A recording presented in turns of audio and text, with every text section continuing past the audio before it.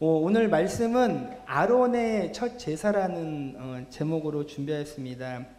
그 레위기 8장을 보게 되면은 그 아론이 대제사장으로 임직하는 그 임직식의 그 내용이 나오고, 이전에는 그 모세가 제사장이요 또 선지자요 또 정치적인 지도자로서 이스라엘 백성을 홀로 모든 직분을 감당하였는데, 이 제사장의 직분을 그 아론과 그리고 그의 아들들에게 넘김을 통하여서 그 임직식을 통해서 지금 그 사역이 나누어진 일이 생깁니다. 오늘은 이런 아론이 대제사장이 되어서 그의 아들들과 함께 첫 번째 제사를 집행하는 그런 내용을 통하여서 은혜를 나누도록 하겠습니다. 첫 번째 이 아론의 그 첫 제사를 보면서 우리가 얻을 수 있는 은혜는 무엇이냐라면, 하나님의 백성들은 하나님 앞에 깨끗하고 성결한 모습으로 나아가야 한다입니다. 제가 요즘에 느낀 것이, 많은 말을 듣지만은 좌우를 둘러봐도 감기 걸린 사람들이 안 보이세요? 그쵸? 올봄은 그 이비인후과와 청소년과가 상당히 고전을 면치 못하고 있는, 아니 웃으면 안 되는데 상황이 그렇습니다. 왜 그렇죠? 다 마스크를 쓰고 다니니까 눈에는 보이지 않지만은 보이지 않는 수많은 그 바이러스들이 사전에 차단이 돼서 그렇습니다. 보이지 않지만 우리의 삶 가운데는 수많은 바이러스들이 있는 거죠. 그 우리 인생이 그런 거 아닌가 싶습니다. 내가 의도하던 아니면은 모르던 상관없이 나의 움직임이나 나의 말 하나하나가 다른 사람들에게 분명하게 영향을 미친다는 거죠. 나의 말이 가정에, 아니면은 직장 동료에, 아니면 성도들 간에 나도 모르는 그 부지불식 간에 영향을 분명하게 미친다는 겁니다. 눈에 보이지 않는다고 해서, 내가 몰랐다고 해서 내가 안 한 것이 아니라 하고 있는 것이죠. 하나님의 백성들이 예배에 나올 때 기본 전제가 무엇이냐면은 거룩함입니다. 이 거룩함이라는 것은 흠이 없고 죄가 없고 문제가 없어야지 나오는 것이거든요. 그래서 깨끗하고 성결한 모습으로 나오라. 그러니까 이스라엘 백성들이 제사를 드리기 위해서 제물을 가져올 때에도 그 제물 자체도 흠이 없어야겠지만은 그 제물을 이끌고 오는 자신들도 깨끗하고 성결한 모습으로 하나님께 나왔을 때 바로 하나님께서 그 제사를 기뻐 받으시는 겁니다. 우리 오늘도 이렇게 찬양대가 찬양을 하였지만은 찬양을 하기 위해서 전제되는 것이 무엇입니까? 먼저 찬양을 하는 사람들이 깨끗하고 성결함으로 준비되어야 됩니다. 먼저 기도로 준비하시고 또 찬양으로 준비하시고, 그냥 가벼운 마음으로 하면 안 되잖아요. 저는 개인적으로 주일 오후에 헌신 예배 이런 거 하는 거 별로 좋아하지 않습니다. 약간 형식으로 치달은 것 같아서, 처음에 시작했을 땐 참 귀한 모습으로 한 건데 뭐 전도 예배로 돌아가면서 헌신 예배 교회들이 뭐 하더라고요. 우리 교회는 하는지 안 하는지 정확히 모르겠는데 언젠간 했었겠죠. 근데 그때 제가 한 가지 모습을 본 거예요. 다른 건 다 좋은데 그 특송이라는 것을 하잖아요. 그러면 어떻게 하는지 알아요? 특송을 하면은 미리 한 번이라도 기도하고 준비하고 왔으면은 참 그게 의미가 있는데, 그렇게 모일 수 있는 시간이 별로 안 되는 거예요. 왜? 다 봉사하다가 바쁘게 오시다 보니까. 그래서 어떻게 하는지 알아요? 앞에 서면서 야, 몇 장이야 몇 장이야 몇 장이야 막 이러는 모습이 보이는 거예요. 그거는 깨끗하고 성결한 모습이 아닌 거예요. 그게 헌신 예배인데 우리가 그게 안 되는 거죠. 하나님 앞에 나올 때는 아주 작은 거 하나를 할지라도 우리가 그렇게 준비된 모습으로 자신을 한번 돌아보면서 서야 합니다. 저도 이 강대상에 서기 전에 목양실에서 거울 한번 보면서 혹시 넥타이는 삐뚤어지지 않았는가, 머리는 또 영상 예배 드리신 분들 제 요 윗머리가 좀 보이신다면서요. 예, 여기 혹시 떠 있지 않는가, 혹시 이렇게 옷매무새는 흠이 없는가 돌아보게 되잖아요. 그러면서 뭐라도 하나 잘 준비되어서 성도들 앞에 서고 또 하나님 앞에 서려고 노력을 합니다. 우리 성도님들이 그런 모습이 필요한 거예요. 지금 아론과 그의 아들들이 모세가 홀로 집례하던 그것을 이제는 백성들이 나와서 이 아론과 그의 아들들의 그 제사 가운데 참여를 하게 됩니다. 우리 말씀 본문 1절, 2절 함께 읽도록 하겠습니다. 9장 1절에서 2절, 1절에서 2절. 네, 함께합니다. 시작. 8째 날에 모세가 아론과 그의 아들들과 이스라엘 장로들을 불러다가 아론에게 이르되 속죄제를 위하여 흠없는 송아지를 가져오고 번제를 위하여 흠없는 수장을 여호와 앞에 가져다 드리고. 아멘. 그 이날이 어떤 날이냐면은 8째 날이라고 합니다. 그러니까 8째 날이 무엇을 의미하냐면은 임직식이 7일간 이루어진 거예요. 첫째 날부터 7째 날까지 일주일간에 걸쳐서 임직식이 이루어져서 이제 일꾼이 세워진 거죠. 누가요? 아론과 그의 아들들이. 아론은 대제사장으로, 그리고 그의 아들들은 제사장으로 세워진 이후에 그 다음날 바로 첫 번째 제사를 드리는데 무슨 제사를 드립니까? 속죄 제사를 드립니다. 이 속죄 제사는 죄 용서함을 받는 예배이고 제사이고 또 그를 통하여서 자신의 그 죄에 대한 부분에 대해서 회개하는 시간을 갖는 제사입니다. 제사장으로서 첫 임무를 감당하기에 앞서서 깨끗하고 성결한 마음으로 그 하나님의 일을 감당하고자 세워진 아론과 그의 아들들은 먼저 자신들이 그 백성들 앞에서 이 속죄 제사를 드리고 백성들도 새롭게 세워진 그 제사장 앞에 이제는 제물을 가지고 나와서 제사를 드립니다. 이전의 제사가 어땠는지 잘 모르시죠?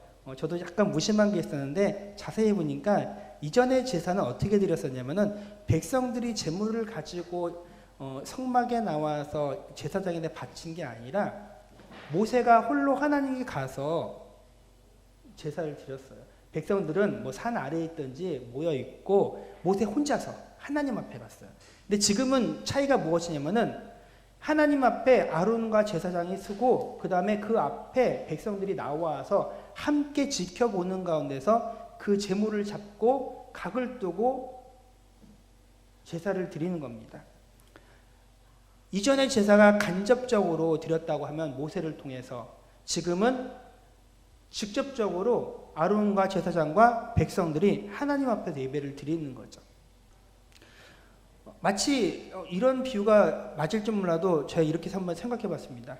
천주교에서는 지금도 그 사제들이 설교를 하지 않는 경우가 많이 있거든요.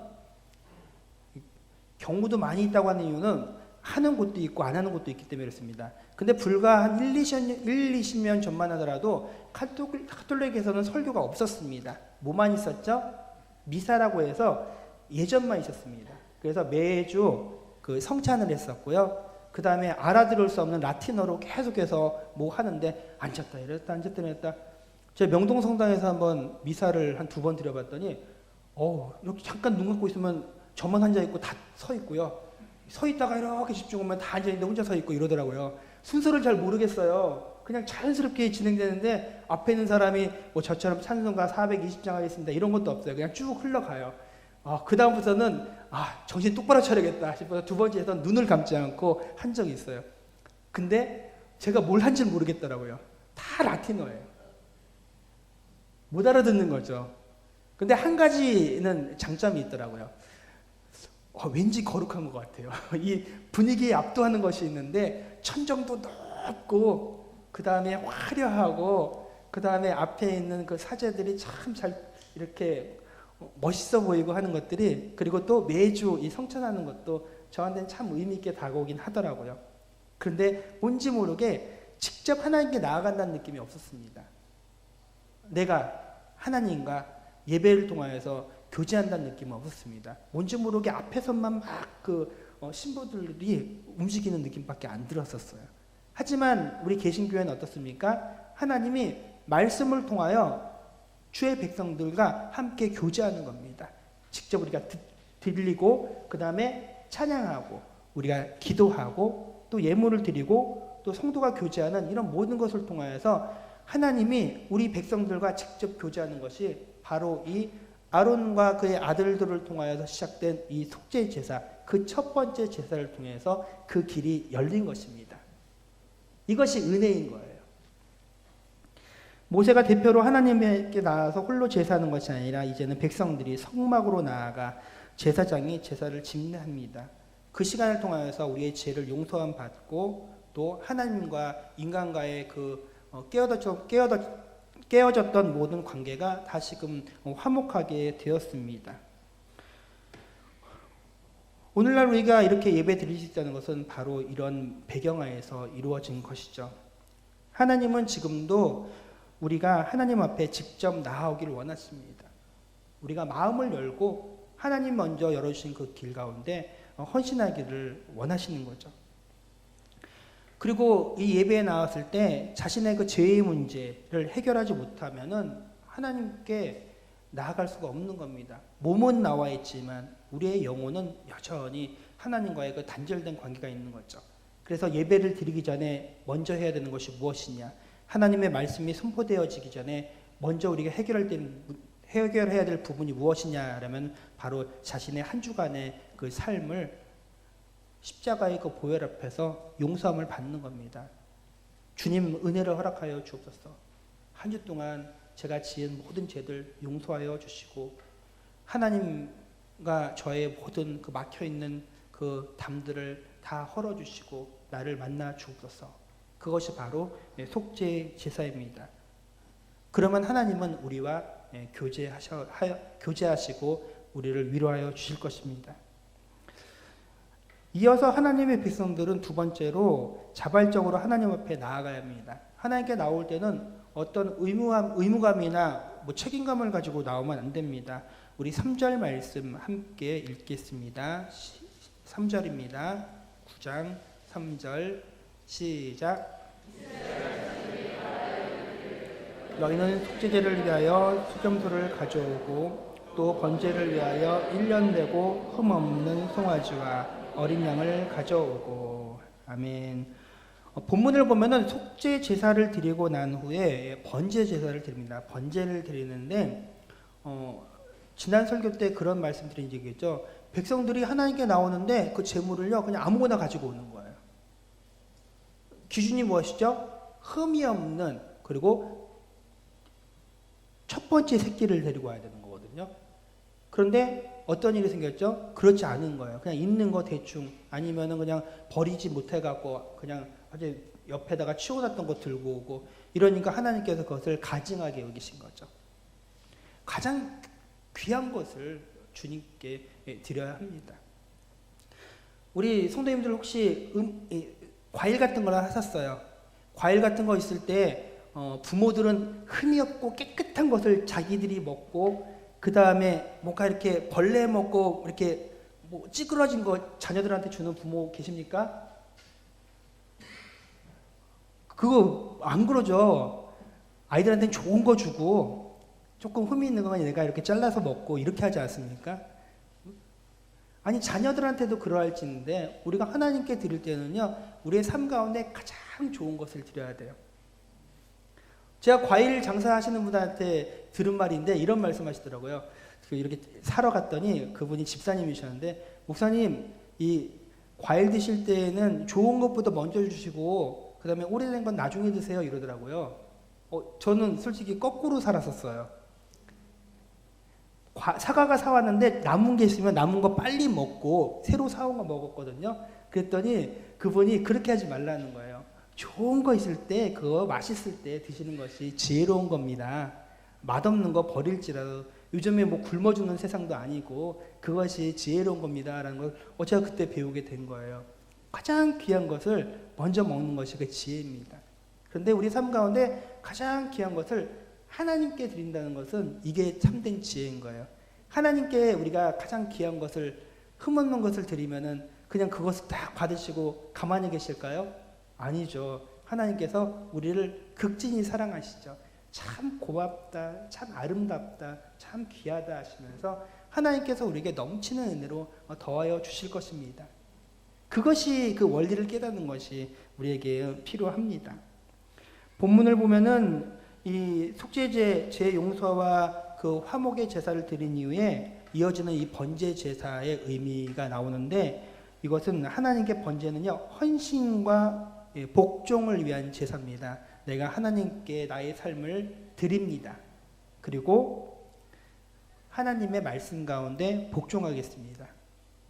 지금 여기 읽으면은 다 나오는 것이 아니라 앞장에 나와요. 우리 작년에 레위기 새벽기도회 때 했었죠. 그때 제가 설명해드린 적이 있는데요. 번제는 헌신과 복종의 제사입니다. 제 용서함을 받고 하나님과의 관계가 화목된 사람들은 다시금 하나님께 한 걸음 더 헌신할 수 있게 되는 것이죠. 그리고 하나님께 헌신하게 되면은 하나님 앞에 나아온 백성들에게 주님이 말씀하십니다. 그러면 그 말씀에 절대적으로 순종하겠습니다 하면서 복종하게 되는 것인데, 그것이 이 번제 제사를 통해서 이루어지는 겁니다. 백성이 잘못하면 모세가 대신 하나님 앞에 나가서 제사 드렸다고 했죠. 근데 이제는 아론이 대제사장으로 세워진 이후에 하나님은 백성들이 한 단계 더 성장하길 원하셨던 거예요. 모세가 선지자 노릇하느라 아니면 지도자 노릇하느라 제사장 노릇하느라 너무 분주하니까 그 일을 아론과 그의 아들들에게 나누면서 하나님께서 이 제사에 대한 부분을 더 강조하신 겁니다. 그리고 백성들을 더 깊이 친밀하게 만나고 싶었던 거예요. 하나님이 직접 백성들과 만남을 통하여서 그 백성들이 더 신앙이 성숙하고 또 발전하기를 원하셨던 거죠. 발전하고 원했다라는 것에서 가장 두드러진 모습이 무엇이냐면 그들이 헌신한다는 겁니다. 하나님께 자발적으로 나아오고 예배를 드리고 주님께 예물을 드리고 또한 삶을 드리는 것이죠. 그리고 하나님이 말씀하시면은 이제부터 절대적으로 순종하는 일이 있는 것입니다. 우리 지난주에 서원에 대한 그 말씀을 나눴을 때 이 서원의 기본 전제가 무엇이라고 했죠? 자발적으로 드리는 것이 유효하다라고 하지 않았습니까? 하나님께 기쁨으로 드리는 그 서원, 최고의 예배인데 그 예배를 받으시기 원하시는 우리 하나님은 백성들이 성숙함으로 이제는 장성하여서 어린아이처럼 뭐 시키는 일하는 것이 아니라 스스로가 하나님께 드리고 헌신하는 것을 원하는 거죠. 누군가 대신해 주는 것이 아니라 백성들이 이제 직접적으로 자발적으로 잘못 있으면 회개하고 회개하는 가운데 용서를 받고 관계를 회복하고 하나님께 다시금 헌신하고 또한 주의 말씀대로 살기를 다짐하는 것, 그것이 우리의 교제가 아니겠습니까? 이런 거 있죠. 관계가 틀어지면은 그냥 그 관계 그냥 포기하려고 하는 거예요. 아유, 지쳐서 힘들어. 난 이대로가 좋아. 하나님은 우리에게 그런 것을 허용하지 않습니다. 우리가 만약에 죄를 지었는데 하나님이 우리를 포기한다고 생각해 보세요. 야, 너 내가 한두 번도 아니고 용서해 주는데 또 죄 짓고 용서해 주는데 또 죄 짓고, 사사기의 역사를 보면 그러지 않습니까? 수없이 반복해서 그렇게 백성들이요 용서를 받고 다시는 안 그러겠습니다 해놓고 시간이 지나면 또 반복하고 하는데 우리 하나님 끝까지 용서하지 않으십니까? 그래서 우리에게 소망이 있는 것입니다. 그래서 우리는 무엇을 해야 되죠?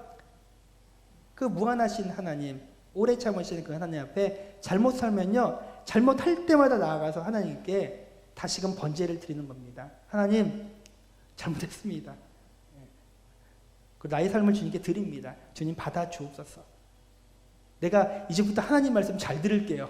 이렇게 하는 겁니다. 이것이 바로 번제인 것이죠. 우리 4절 말씀, 9장 4절 말씀 우리 함께 읽도록 하겠습니다. 시작. 또 화목제를 위하여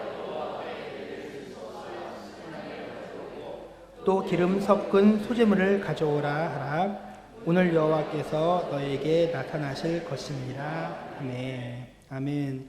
그 속죄제사와 번제제사가 끝난 다음에 이어서 화목제사를 드립니다. 화목제는 그 하나님과의 그 관계의 회복을 감사하는 제사입니다. 하나님 감사합니다.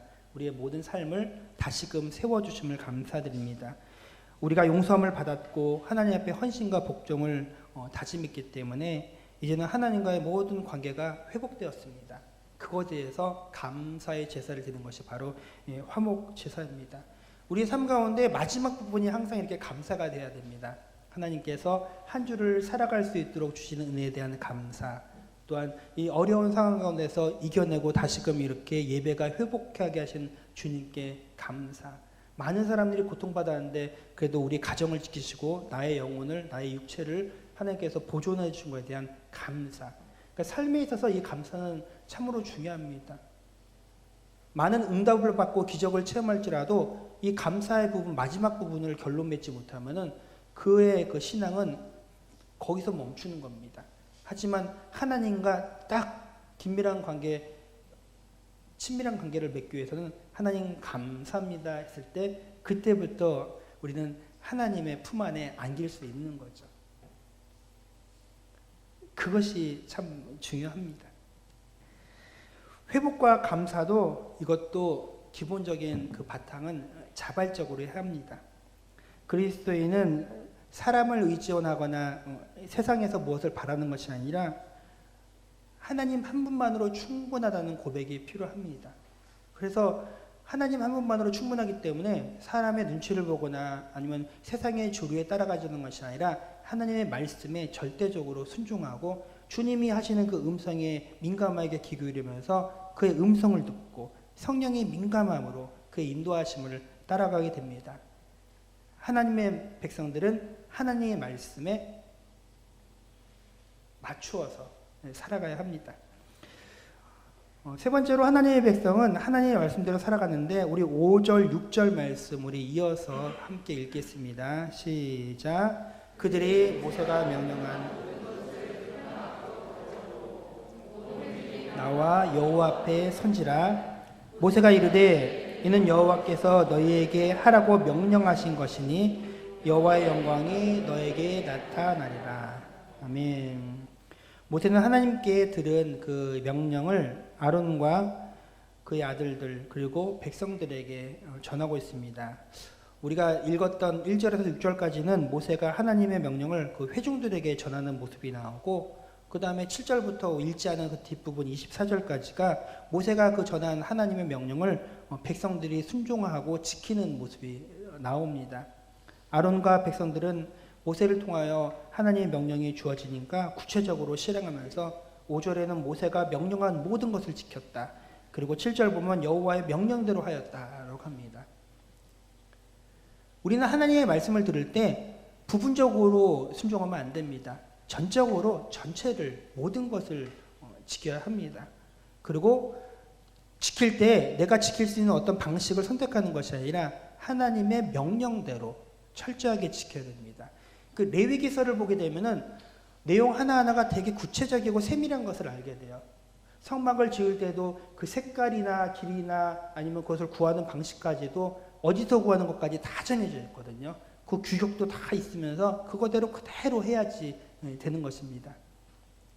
오늘 오후 예배 때도 이제 노아에 대해서 한번 말씀을 드릴 텐데 그 방주를 지을 때에도 그 노아는요 하나하나 이렇게 지었어요.